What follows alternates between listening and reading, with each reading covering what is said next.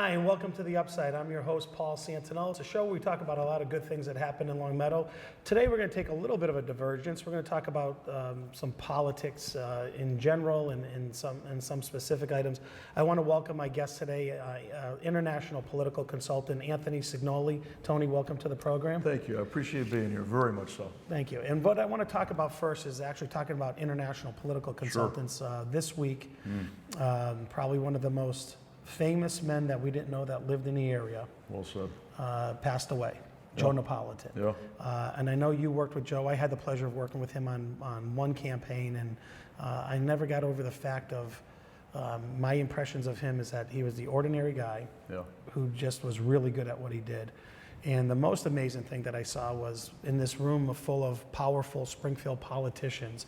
As they came in and sat down, it was like being back at Mount Carmel School, and a nun came in the room, and everybody just, the reverence to Joe was just amazing. So I know you worked with him quite a bit. Why don't you tell us a little bit about Joe? He was an amazing guy, and you said it really well. Laid back, average, regular fella. If you saw him walking down the street in Springfield, he'd take the time to say hi, or you wouldn't even know who this was. And yet this was a guy that ate with kings, that advised princes and presidents.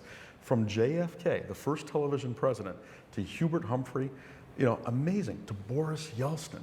20 countries. He advised world leaders in 20 countries. And you and I had both been in his office in Springfield a few times and whatnot. And from those humble offices, what he got done with largely just, Dottie Zajac, his secretary, for 55 years. Joe Napolitan, this guy with all these luminary figures around him his whole life, a legend himself, talked about in all these different countries, and yet he kept long relationships with folks.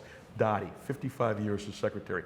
His best friend, Dick Ryan, 70 plus years. These guys were best pals. Just an amazing and extraordinary individual who started and did a lot of unique things. Modern voter ID, modern get out the vote. The guy who came up with the idea, let's leave door knockers the morning of the election on people's doors, just for those people that are with us. Let's not remind the other side of the election today. The guy that started the concept of let's use newsprint and do the ads as if they're newsprint. Just amazing and incredible, extraordinary ideas.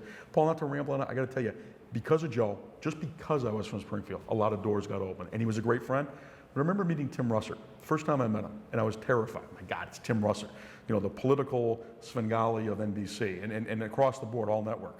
And at first, Russert was really, really busy. It was obvious he was preoccupied and whatnot. He's saying hi to a guy from an NBC player in Springfield or whatever because of 22.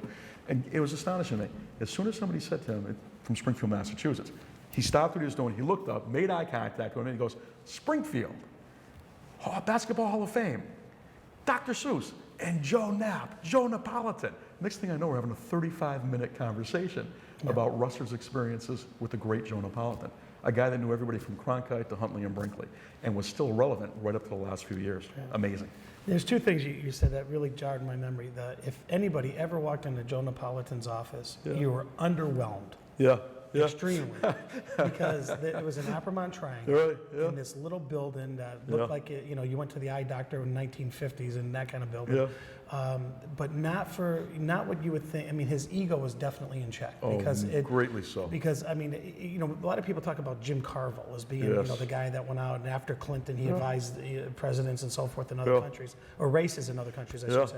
But Joe was on the leading edge of that in terms of being the international political consultant. Absolutely. He was the modern day political consultant. He's the guy that coined the term political consultant because he didn't want other people to misunderstand what we do. He didn't want to be labeled by other folks as to something that he wasn't. So he came up with that term, political consultant, not just for himself, but for everyone else in the profession. And you're right, it was, you'd go to his office and he had this old typewriter sitting on the desk. And he would still type out, even when he had the internet and had the laptop and all that, he would still hammer out on that typewriter his thoughts, his ideas, for campaign commercials, for strategies, just an astonishing guy. And yet, had offices not only in Springfield, but New York, Paris, London. Just amazing, and his name would open doors anywhere. From the United States Senate to, Haile Selassie knew who this guy was. I got to tell you too, being in that office one morning, I know we've talked about this story once before, it was a snowy Saturday morning, big blizzard actually in Springfield. Go to the office, there's no heat, there's no electricity, it's been knocked out. He's got a Coleman light on his lantern on his desk, a Coleman heater under the desk for warmth, and we're talking. And after a little while, I noticed he keeps breaking away to write things with this little tiny golf pencil, like you get at the golf course for free, on both sides of each yellow sheet of a notepad, right? And finally I say, Joe, geez, am I making some sense with what I'm saying? He goes, Tony, you're okay, but these are notes for Boris Yeltsin. And then I found out afterwards he was writing that day, the draft for Boris Yeltsin's reinvention of Russian government, and yet he still took time for a kid from Springfield to have a shoot the breeze on a Saturday morning. That was Joe Napolitan. And I don't want to make sure. What I meant by saying you would be underwhelmed about his office is that based on where Joe was, exactly. the apex of the political consultant world, that office was probably his original office. I believe so. Looked like it was his original office. It certainly did. There was enough cigar smoke on the walls that you could probably roll a few stogies off the wall. You got to like a guy who likes a cigar. One of the things I want, and the other thing that sometimes people don't remember or think about is that here's this guy that. And like you said, everybody knew him. Yeah. If you went down to Boston or you went down to Washington, you said, I'm a friend of Joe Napolitan's. That opens up doors for you. Yeah. He was with John Kennedy. Yes. And from John Kennedy, it just expanded and so forth. LBJ recognized that he needed Napolitan for that election. He needed him to get reelected. And like I said, I remember working on this little local campaign, and I never had the feeling of a guy looking down his nose at you. Yeah. Yeah. And that's a testament to he took the business seriously, but not himself seriously. Very much so. Very much so. I remember him talking about that campaign with you too, and saying that you were one of the best political minds that he knew. He said, "Watch this guy. He's going to go someplace." As a Republican strategist, he being a Democratic strategist, predominantly saying, "We better watch Paul. Paul might be a guy that we might be on the other side of in a campaign someday." But he had a high regard for you for that regard. That you were in it for the right reasons too. That was the difference. I remember too when you first got elected to selectman, he noted that. I actually got a handwritten note from him, along with some clippings from the New York Post. He would always be on me that I wouldn't read the New York Post and stuff like this, because I thought, Joe, these are the scandal sheets. He says, "There's always good stuff in there." And accompanying one of those articles and whatnot, hey, I noticed that Paul Santinello won the selectman's race. Wow. So he noticed everything. Nothing was too big and nothing was too small. Yeah. Pretty cool. So I want to turn a little bit around to politics on a national level. Sure. Is that the Affordable Care Act, Obamacare? You're seeing a lot of people back off from it. You're seeing Democrats back off on it. Absolutely. You're seeing Democrats starting to speak up about it and about the issues that it's having right now. And the issues are famous. I mean, everybody knows you can't sign in, or if you do sign in, you're not being able to click on the insurance you want and so forth. I'm hearing and seeing and reading that even those incumbent entrenched Democrats, like incumbent entrenched Republicans in their districts, that the entrenched Democrats that have been there for a while are starting to take notice of some of the ill effects of Obamacare kind of stalling, and that some of them are now starting to be looked at as somewhat vulnerable because the people are starting to get upset with what's going on with Obamacare, from the fact of whether you can't keep your physician and that type of thing. What do you think about that? It is one of the biggest political albatrosses for a lot of Democrats running for re-election in the Congress right now, at a time when a lot of Democrats thought that they were going to have a wonderful opportunity, a great year in 2014, when after the shutdown and all the other issues and whatever, they could try to hang around the necks of the Republicans. Now you've got this horrific issue that's out there, because the reality of it doesn't meet the perception of it. Democrats can't spin this. It is what it is. And when you've got the president apologizing about it, backpedaling about it, and admitting some of the major problems there. In fact, backpedaling on a promise, a presidential promise. You'll be able to stay with the health plan that you've got, and then having to apologize for that it wasn't the case. This is a bad one for Democrats, because you know how it works.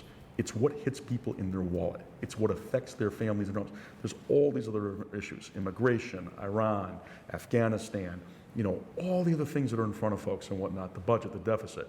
But this affects people at home. This plays in Peoria, like Napolitan used to say. And also, like Napolitan used to say, politics is perception, not reality. In this instance, the reality is horrific for Democrats. Perception as well, because of what it's allowing Republicans to do to protect themselves in their seats, and also at the same time even to launch this in Democrats. It's changed the complete, 3 months ago was a different scenario for a lot of Democratic consultants and the Democratic National Committee, the committee to elect a Democratic House. They had a very different view of 2014. It's changed greatly, and that's why you're going to see more Democrats distance themselves from the president right now. This is not a good second term for him because of this. Does it validate Ted Cruz? It doesn't. It validates Ted Cruz at home and in Texas. It really does. And There's a lot of people that would love to tell Ted to shut up or whatever. It's difficult to do that because he's been right on some of this stuff. Right. Ted would have been a relatively easier player to put in a box, so to speak, and just relegate him to a role in Texas. It gives him some standing across the United States with folks on the right, conservatives, and folks in the Tea Party. So there is a degree of validation for Ted Cruz on this. But what it also does is for those Democrats looking at this saying, there's issues here, there's problems, to try to fix this, wow, I'm angry, gives them some validation too, that they've spoken out. And I think you're going to see a few more do it too, especially those that are in tougher and challenged seats in the United States. Yeah. The game changed quickly. Classic about politics. Shakespeare was right. It's the ever-turbulent sea. It's always twisting and turning. It changes by the second. What we thought would be the case 3 months ago has eroded, and largely on the president's watch. The head of the party takes the hit on this. Yeah, and this was something that was an overnight shift, because once you launch that website, wow, there's no going back. Absolutely. And if it worked, that would have been one thing, and people were able to sign up. But every problem seems to bring out another problem, or maybe 10 problems. And you have people that are, now the horror stories are starting to come out about what I can't do. I lost my coverage. Now you're telling me to go back to my insurance company. And it was probably, and I agree with you, I think that the sea change, it was a sea change, and it was an instant, almost instant sea change. It's funny to start to see some of the, what I would call slightly biased media actually starting to do some hit pieces on this now, and not hit pieces, but pieces that are actually explaining the facts the way without trying to say, well, gee, maybe it'll work out. It's just interesting to see that. It is. Andrea Mitchell, Anderson Cooper, even Chris Matthews. There's no excuse. I mean, they're laying it out, saying, here's the problem, here's the issue. The other thing that's intriguing to me with this right now is we see once again that the current POTUS, the current president, can't articulate the problems here well enough, can't explain well enough to give some confidence to the American people that there's a fix. And who is out there on the stump trying to explain it? It's the former president. It's Bill Clinton again. Clinton's back out there on the stump trying to explain to people, here's why we stay with this. Yeah, there's a lot of problems with it. Oh, there's a mistake here and a mistake there, but here's how we're going to try to find our way through it. I feel your pain. You still got Bill Clinton doing the, I can feel your pain, but you're not getting the drift that the president exactly is feeling the same way. So it's amazing to me to see Clinton out there on the talk shows, on the media, especially the last few weeks, trying to take that presidential role to say, here's how I think we fix this, here's what we do. But he also, not apologizing so much for it, but actually bluntly saying, there's mistakes here. This didn't roll out right. And the average person can't understand why this all happened. Who can understand the IT aspect of what happened here with the folks that were supposed to get this up and running, the vendor and whatnot? And Clinton's wise another thing. He's saying, isn't it a shame that we can't go after that vendor after we've spent billions of dollars there and whatnot? The average person wants to see someone's head on a platter for this. The president's not moving out Kevin Sebelius. There doesn't seem to be any head on the platter. And it seems the one that he's actually offered up is his own. Yeah. And what's interesting is that I think part of the reasons why people can't understand, and no one will understand, why a $600 million website isn't functional, is you can go to Amazon and order any product you want. You can go to almost any website and securely check in and check out. And I think technology, which they were counting on, is actually bitten them in the behind a little bit on this, because there are other major corporations that do a ton of business that have made technology easy to utilize. You pay your bills online, and people are doing that more and more. So when you go into a website and one isn't functional, you don't go back. Exactly. Corporate or political, you just don't go back to something that doesn't work like that. The level of frustration with anything that's bureaucracy and government to begin with is high. The expectation of having a tough time with this is already there. And unfortunately, people are finding that that's the case. It's going to be difficult. If it's fixed, that's one thing. But can you fix the American psyche on this, who once again finds that government can't get it done as promised? Yep. That makes the $800 hammer pale in comparison, doesn't it? The other thing I want to add, today I read something that Liz Warren isn't going to run for president. Right. So neither am I, or neither are you. We're out. We're not running. So maybe we should. Is that, when that happens, when someone like that who just gets elected to office, because what irritates me is that I don't have I don't know Elizabeth Warren. I don't know her well. I don't know her at all. But when someone just gets elected to a Senate seat, and you're even considering running for president, I have a problem with that. And if it was Scott Brown, when he was talking about potentially running, you're there to serve the people. You campaign to serve the people of Massachusetts, and I know you can then relay and say, well, I can go serve them as president as well. But it's different.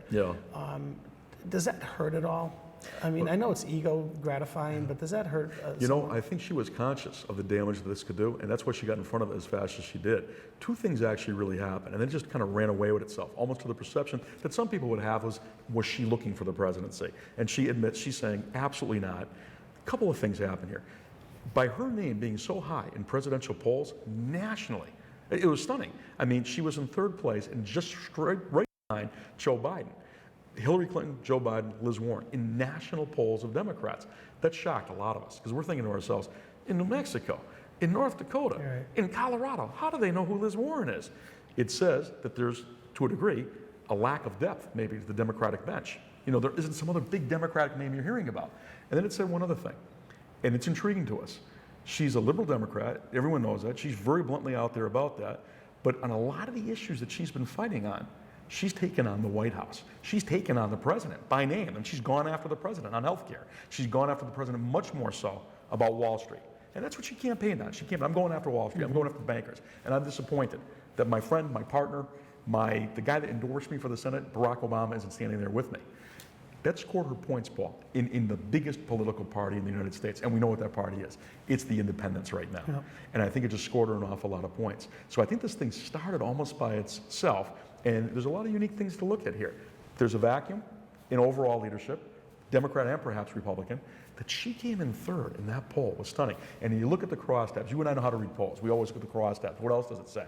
I was stunned because when you started to put her in a one-on-one with Hillary, a one-on-one with Biden, and then even up against other Republicans, it was independent voters, not Democrats, that were giving her those big numbers.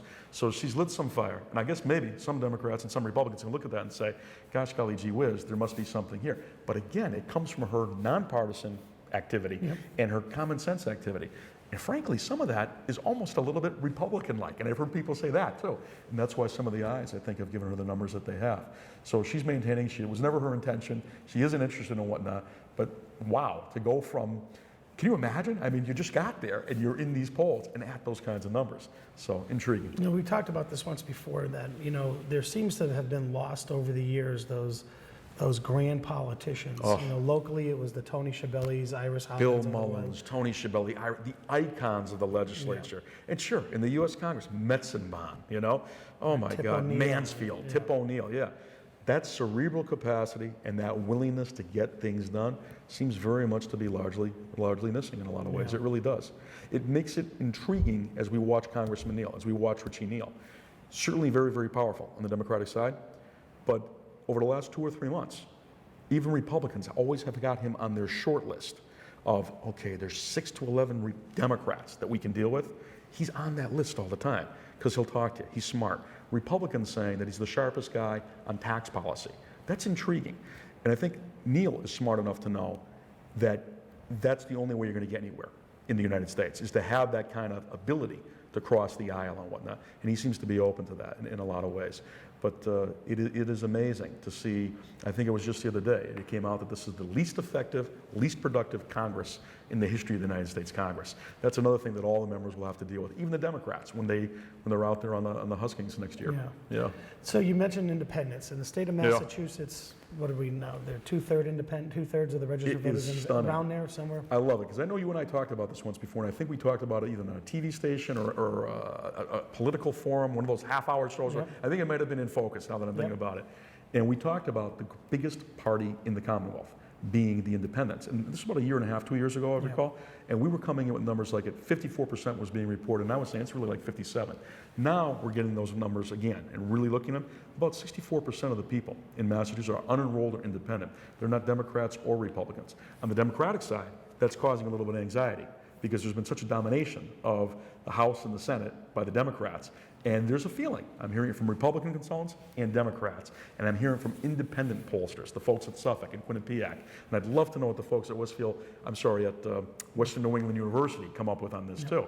But in the middle, there's a lot of folks feeling right now that it's the need for change, time for change, and that they're dissatisfied. It's almost like that definition of insanity. You keep doing the same thing over and over again and expecting a different outcome. You're not going to get a different outcome. You're going to get the same thing. And so there's a feeling by consultants and independents and pollsters that we're in a moment that could be like 1988. where you saw a Republican resurgence in Massachusetts. 11 Republicans elected in the Massachusetts State Senate. There's 3 right now out of 40. There's 3 out of 40, you know? So we're seeing some movement. And the Democrats have got to be concerned about that. The Republicans probably are thinking to themselves, there's opportunity. And that's what I keep hearing about. It's like 88. It's like 1988. Or like 1980, where you had the Reagan landslide issue come into play. Of course, we don't have a presidential year next year, so I don't think that that's there for us. I don't think there'll be big U.S. congressional challenges in Massachusetts. But there seems to be a lot of play in the legislature. And as we know, you've got people exiting the legislature all of a sudden. Right. You never used to leave. Dan Winslow left the House of Representatives. You're kidding. Sean Curran from Springfield just announced an incredible announcement, frankly. After 10 years, it's time for someone else. When do you ever hear anybody in the legislature say something like that, you know? That's a magnanimous statement from him. And he's basically saying, I've done what I came to do. I feel good about it. I'm going. But now you got these open seats. Westfield's an open seat. Watch how that one gets challenged. It's a Republican town, Westfield. Right. Let's see who the Republicans put up out there. And then watch, I think we can be frank, everyone is hearing that Senator Kondaris, who does represent Long Meadow as well, is thinking about maybe exiting the Senate. She's got significant clout and weight right now, especially with Senator Rosenberg coming in. And if she should move to look at a county seat, perhaps registry of probate, that opens that Senate seat. And you and I I think we're old enough to remember the last time that was really open and challenged and whatnot.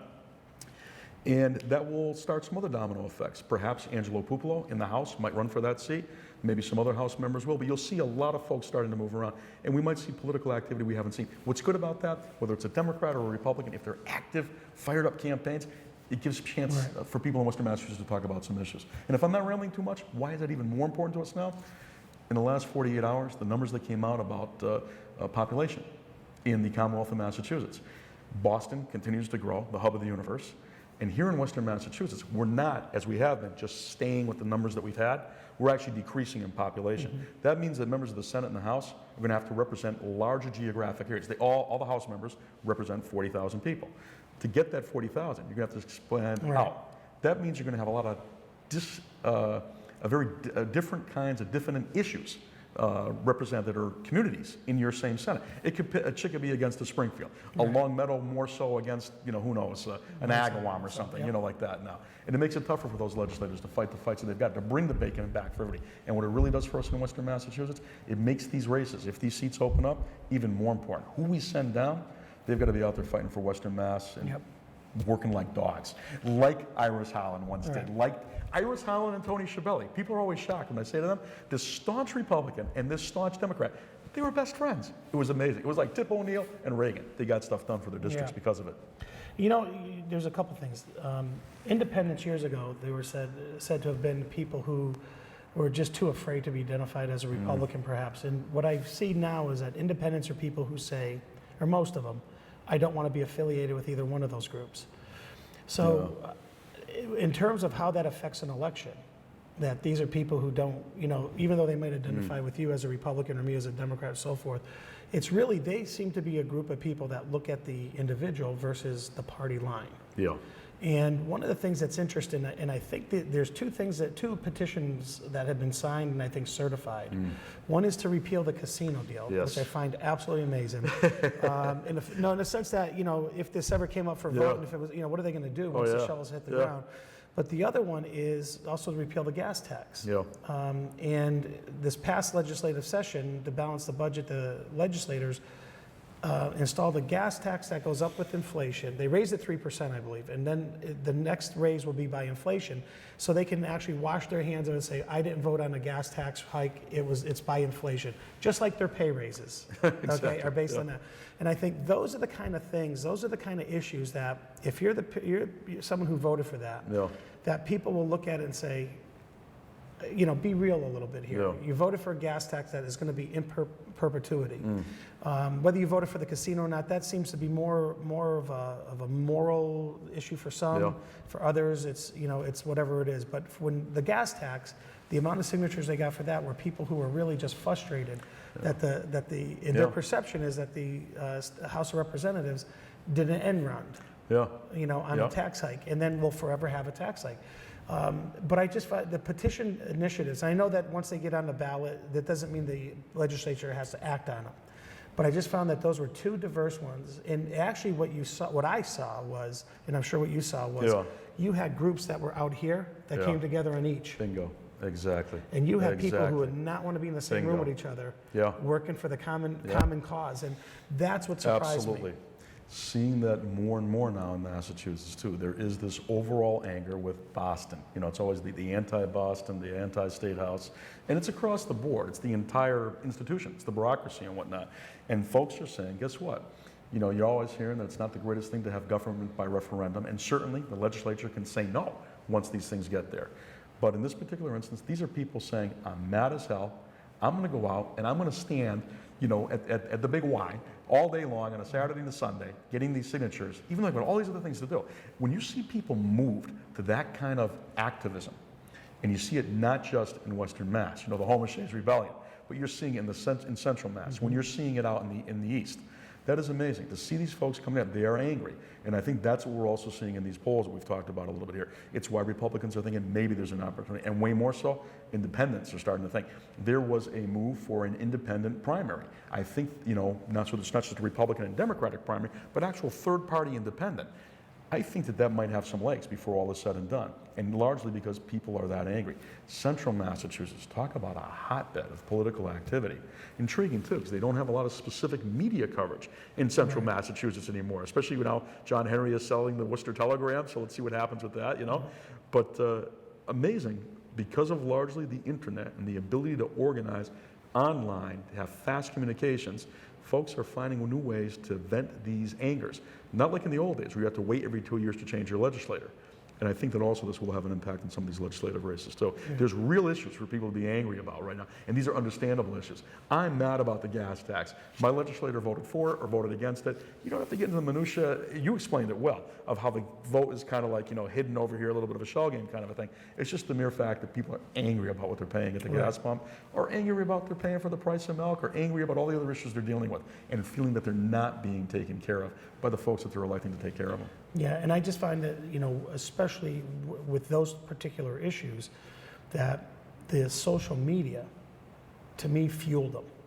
They were driven by someone, but they were fueled by, you don't, like you said, you don't have to wait, and someone doesn't have to come out in a car, you don't have to meet in a parking lot, take your petition papers. This was all done, a lot of this was done online, not all done online, but a lot of it was done online. And I find that, I'm finding that, to me, you know, if you're a state representative or state senator, not only do you have your traditional political issues that you have to fight, but you also have the social media thing back here that in an instant, someone can get the word out and send out a petition to repeal something you voted on.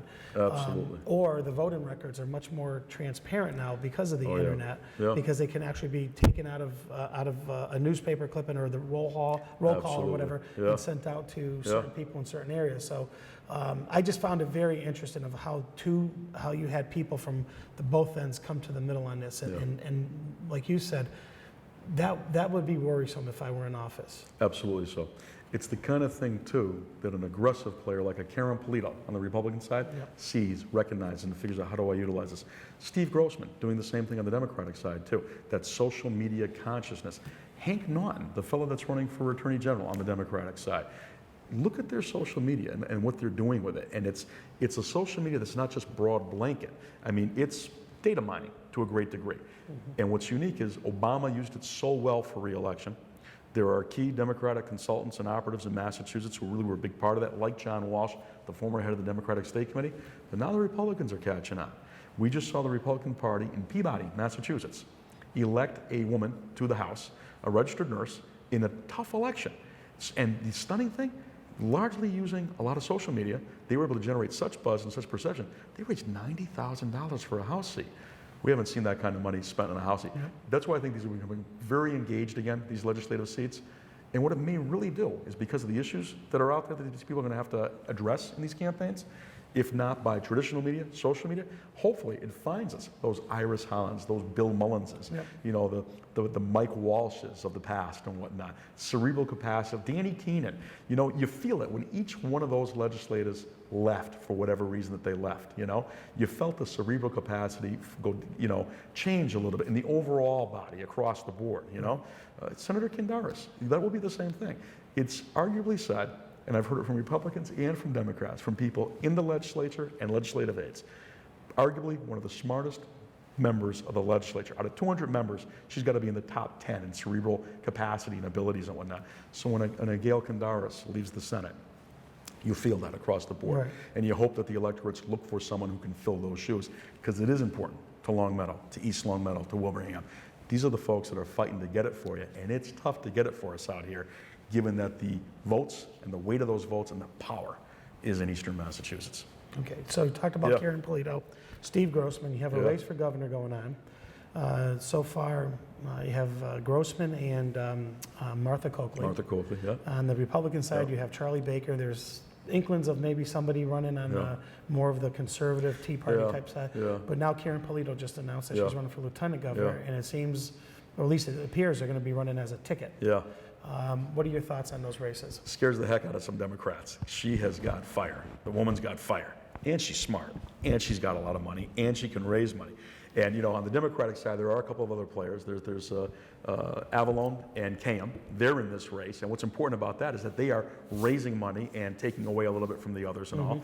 But specifically, Karen Polito, what I'm hearing this short amount of time, she ran hard at treasurer, ran a hard campaign against a Democrat, Steve Grossman, who was well financed, well organized and whatnot, and tough to beat because he had been out there once before, former head of the Democratic National Committee, no less, right?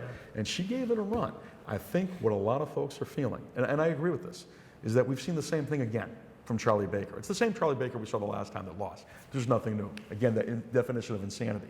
Now along comes Karen Polito, who's got all this fire and who does not want to lose again. She wants back into government. This is a former state rep who had issues that she rode beyond her district and whatnot. She was a known name outside of her district in a short amount of time. Yep. She wants back in. She wants to be governor one day too. She's got the aspirations. She's got the ability. We think she'll move Charlie Baker along. We think that this will be a ticket that though she's on the second tier of the ticket, she may actually be leading this thing and pushing it before the time, you know, all is said and done and whatnot. She will be a grand pit bull for him too.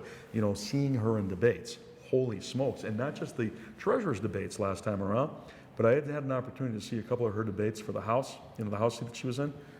Wow. I mean, she came, homework in hand, both guns out, and ready to, and willing to shoot him if she had to and whatnot, you know?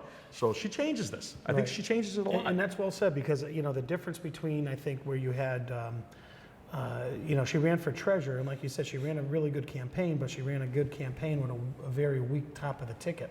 Yeah. And that definitely affected it. It also affected the auditor's race, I think, as well, and because I think you had two people running in that particular race that were better than what the results were. Let's put it that way. But I like that, you know, Grossman and Coakley, you have a difference over there. Yeah.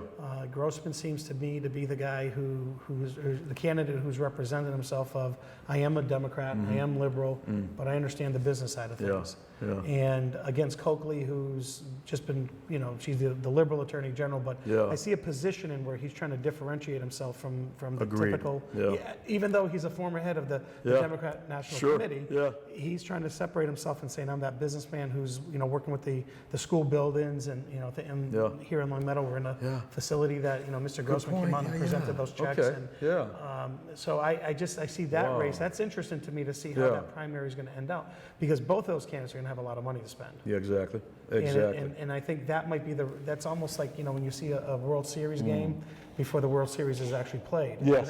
And that actually might be the governor's race right there. Yeah, I would very much agree with that too. And I lose track on this too with Grossman. As treasurer, he did something unique. He campaigned on 5 or 6 key issues. And within about 6 to 7 months, he was able to say, I've done these things.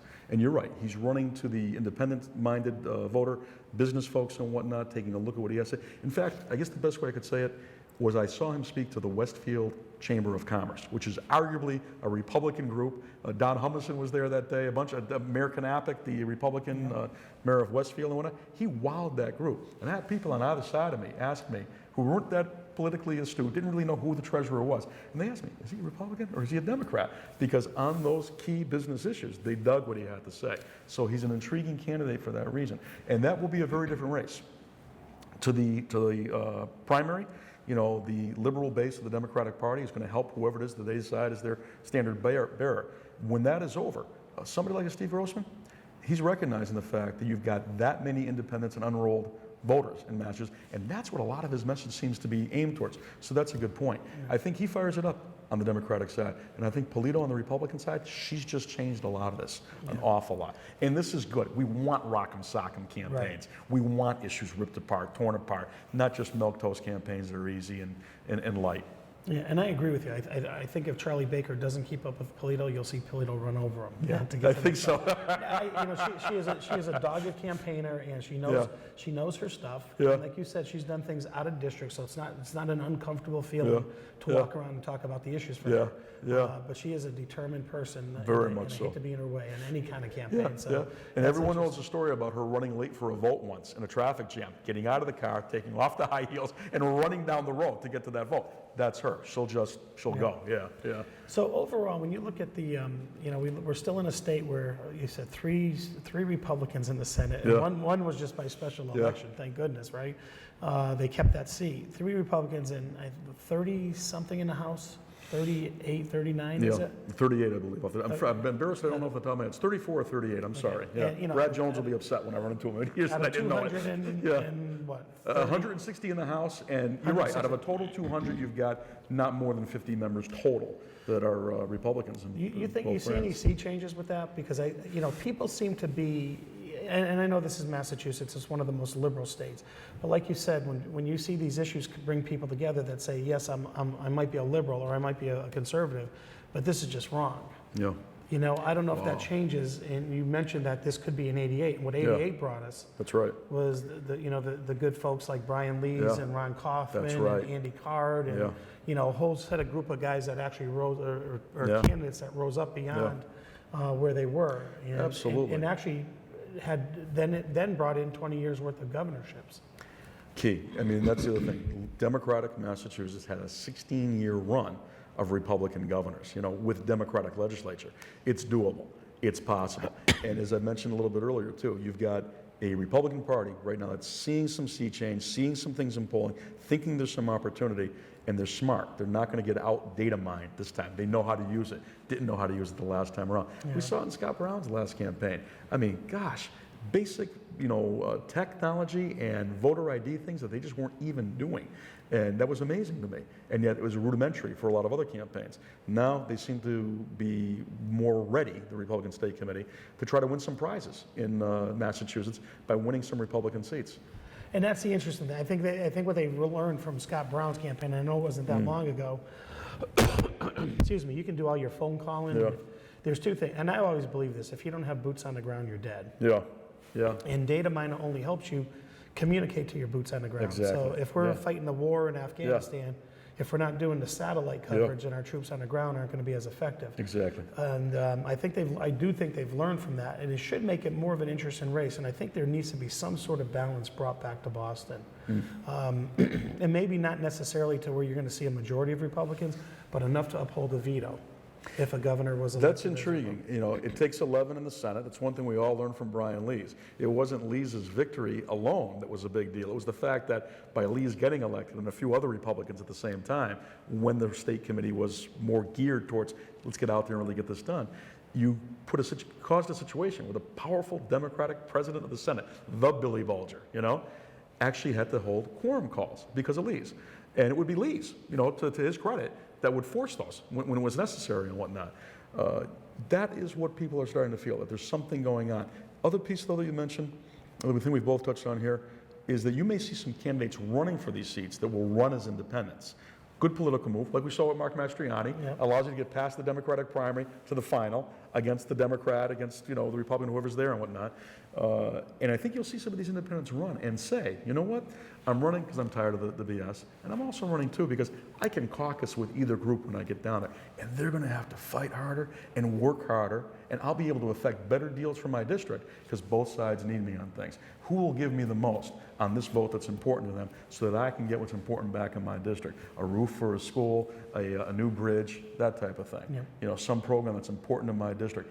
I'm starting to hear that now. Watch for some independent candidates running for the legislature. And we have not seen that in reality before. It's always D, always R. Right. And I think you'll find, they're basically saying, Elect me, let me go down there, and let me represent the district by saying, guess what? You're going to have to work real hard, Democrats or Republicans, to get me to caucus with you. So what's in this for my district? And that's good government.